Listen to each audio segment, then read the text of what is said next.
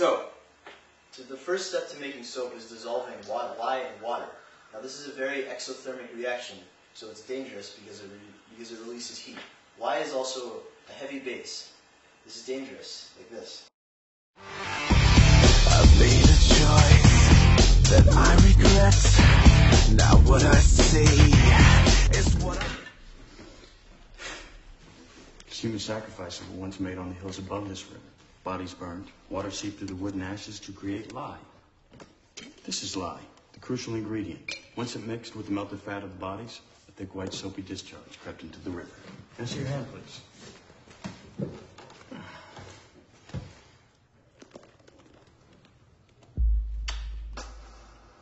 What is this?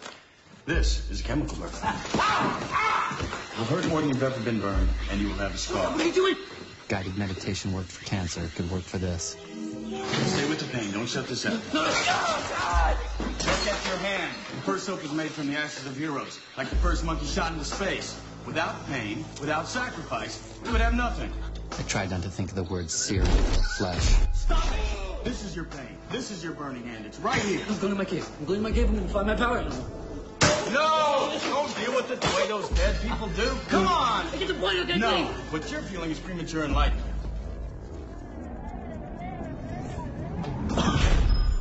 This is the greatest moment of your life, man. And you're off somewhere missing. I am not.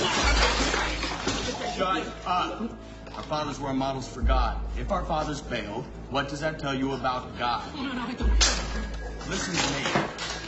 You have to consider the possibility that God does not like you. He never wanted you. In all probability, he hates you. This is not the worst thing that can happen. It is. We don't need him. We don't agree. I gotta go. Fuck damnation, man. Fuck redemption. We are God's unwanted children. So be it. Listen, you can run water over your hand and make it worse, or look at me. Or you can use vinegar to neutralize the burn. Please let me have it, please. First, you have to give up. First, you have to know, not fear, know that someday you're gonna die. You don't know how this feels.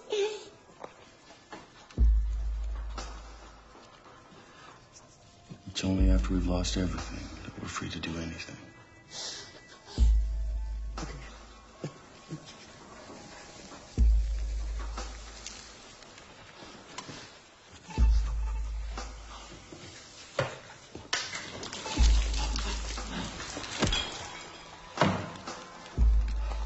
Congratulations.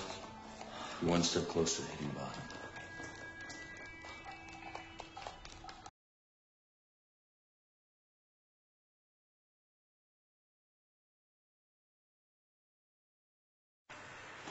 Okay, so now for the dissolving of the lye in the water.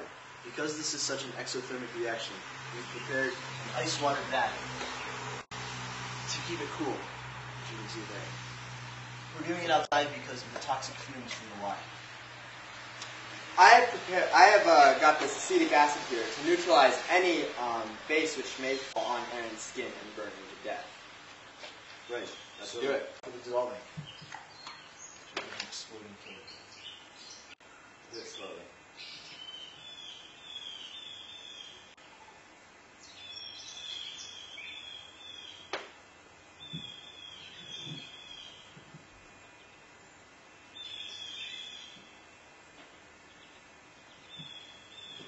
A lot better than last time.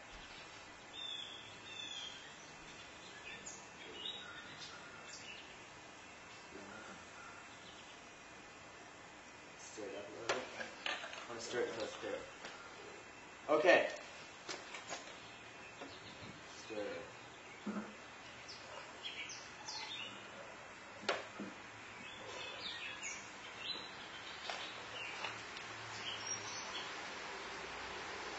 You can see the toxic fumes come out. Catch your breath.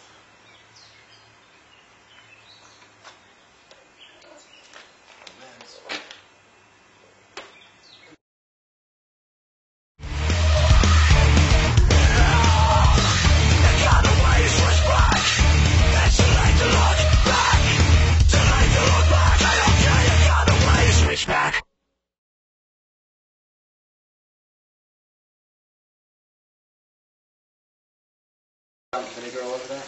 It appears that our last trial with this aluminum pan didn't quite work out because the lye reacted with the aluminum and corroded it, and it never actually worked. So this time, on our second scientific trial, we're going to be using a Pyrex container, and it's going to all be fine this time. As you may have just seen, the reaction of lye and water is really, really exothermic, not just a little bit. So this time we're going to use a bigger container, and Sam's going to have even more acetic acid. So let's see the drama unfold.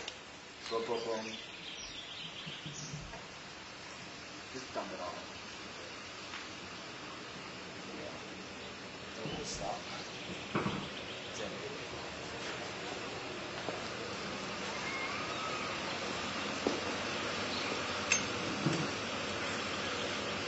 Okay, start stirring.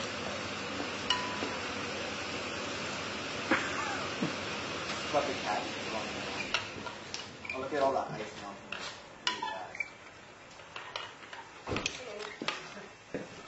Now, later on, it's going to be required that our lye solution is much colder than it was. It was almost boiling a second ago. So we're going to put it in this ice bath here, because that way it will cool down. Go for it, Aaron. So, as you can see, the lye solution has turned clearer, which means that it's done dissolving.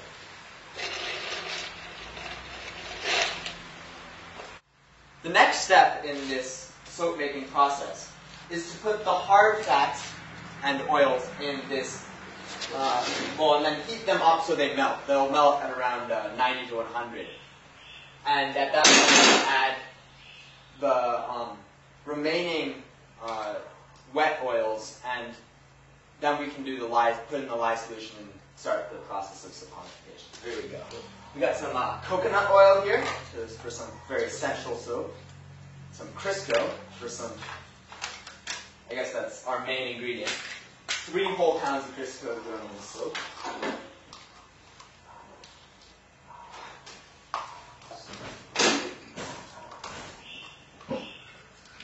I wouldn't be worried about extreme exactness of that. That looks really good.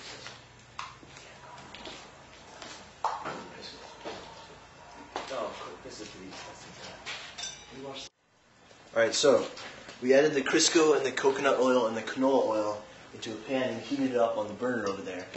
And it's at about 122 degrees Fahrenheit right now, and it's all liquid, which is where we want it to be. Now we're just waiting for it to cool down to 100 so that we can add the lye. Okay, so now both the lye solution and the fat solution are both at about 105 degrees, a perfect temperature for the soap to form. We're going to pour the lye into the fat, and a process called saponification should start, which we'll talk about later. Now, as this happens, I can actually see the color and the viscosity of it changing very rapidly. This is probably the saponification. And what's going to happen is we're going to stir this for the next 20 or so minutes as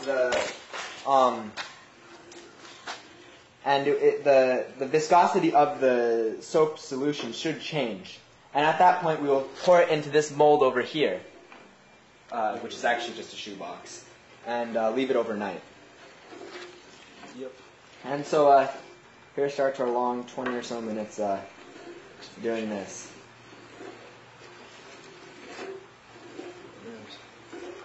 As you can see, mixification is taking place. As the saponification happens, the mixture should become more shiny and viscous, which is sort of starting to happen. It's called tracing, and it's what happens when the saponification is successful inside the mixture. And that's when the fun begins.